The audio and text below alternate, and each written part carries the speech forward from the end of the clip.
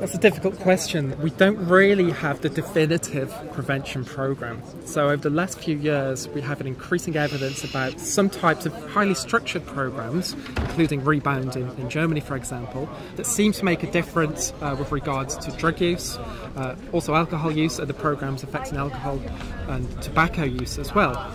So we do have an increasing evidence base, but I think there's still a lot of questions to ask about those programs, particularly about some of those things that we're targeting. Are they relevant for the overall health and well-being of those individuals? Are they really meaningful impacts? For example, does the prevention of a lifetime use of cannabis, what does that actually mean in health terms? And also as well, we need to make sure that our prevention programs are addressing the wider determinants of health as well, and potentially wider vulnerabilities. So making sure that we don't look at drug use in isolation, that we're also considering, for example, mental health, sexual health. Very difficult to do, but I think that's a real priority. I think with regards to the general public and politicians as well, we need to take a few basic steps. First of all, we need to make the case for prevention. Why is prevention worth investing in?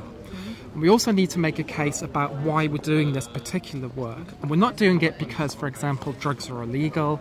We're not doing it because we have particular moral views around drugs. We're doing this because we're interested in the health and well-being of our target groups.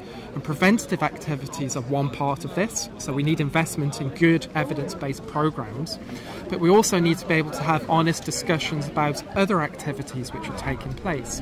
What is the overall environment, the social and the political environment in which we're delivering our activities? It's no good talking about or helping people with the skills to thrive, to resist drugs, to do well in education, if those young people don't also have other opportunities around getting a good job, around adequate leisure time and issues such as that. So we need to make the case for prevention, but we also need to get a bit more complex as well, I think.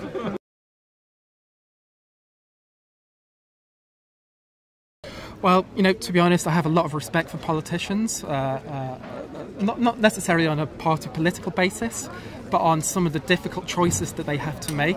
So as a scientist, I often get frustrated that, you know, maybe health policy, drugs policy is not entirely based on scientific findings, but we also need to recognise that we're, as scientists and activists, we're just one part, we're just one body in a democracy. There's other voices that politicians need to listen to as well. I think it's important that we stand up and make our case, but we shouldn't always get frustrated if politicians and policymakers take other considerations on board as well. We're just one voice, an important voice, but just one voice.